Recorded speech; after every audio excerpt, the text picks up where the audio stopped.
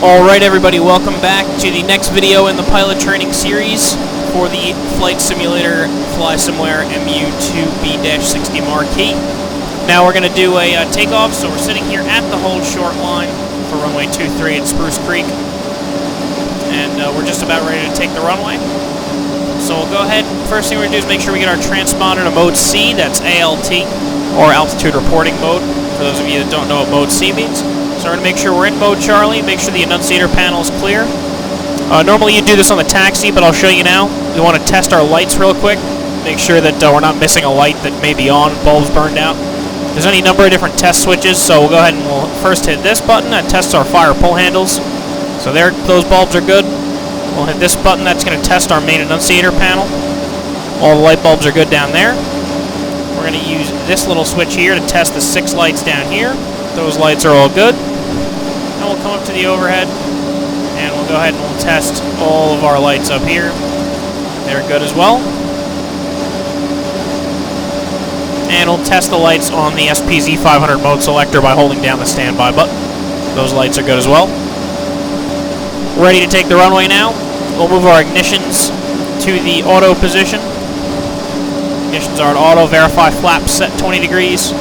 Pitch trim is set. Fuel transfer switches are in the auto position. So we'll start taxiing up on to line up with the runway here. So at this point we'll go ahead and get our strobe lights on. At least get the taxi lights on, and if you want them all, we can extend the landing lights, get them turned on.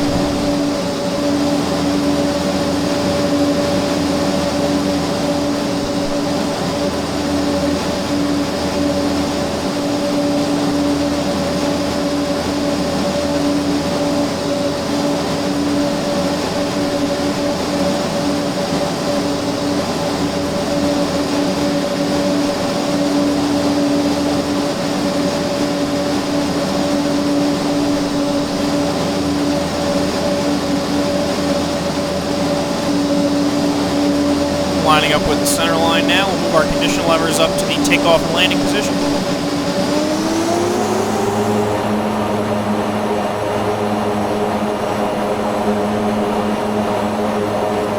All lined up now, ready to go. Everything's been set, checked, and verified. Slow, increased torque. Bring up the power levers, and we're looking for a rotation of just over 100 knots, about 100 to 105. Bring the power in. Nice and slow.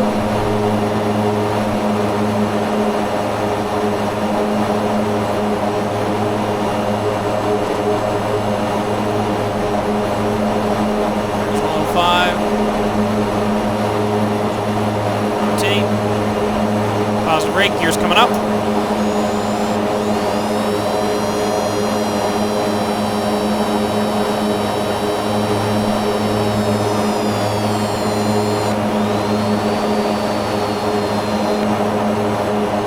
Okay, flaps come from 20 to 5.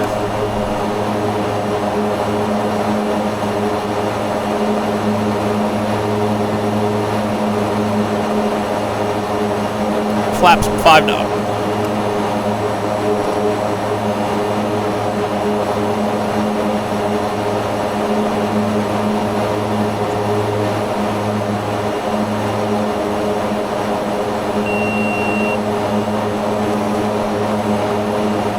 After takeoff, yaw damper can come on, prop sync can come on. Go ahead and retract the landing lights.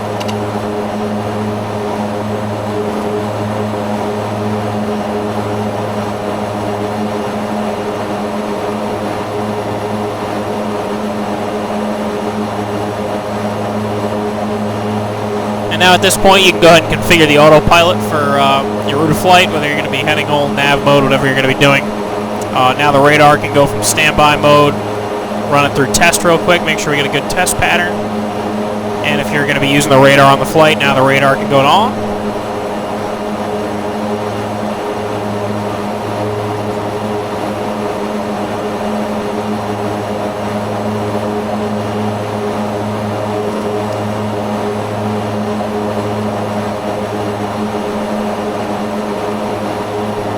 Now, I'll talk real briefly about the climb. In the climb, generally we're going to climb the airplane anywhere from 180 to 200 knots, depending on what your preference is. Most owners choose an airspeed within that range. Seems to be the best climb speed. So 180 to 200, and you can maintain that with IAS hold mode if you choose. Or you can use vertical speed hold mode, but IAS mode tends to work much better for climbs, and VS mode works much better for descents.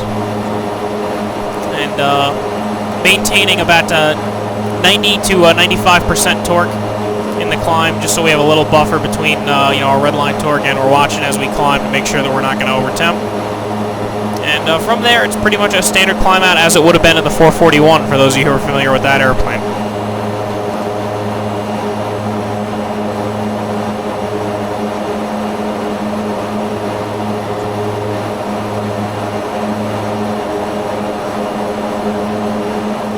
Alright everybody, well I'm going to head out once again. Next video we're going to cover the approach and landing, and the final video will be engine shutdown and securing the airplane. So I will see you all again in the next video. Alright, Joe from Flysimware Simulation Software, fly safe.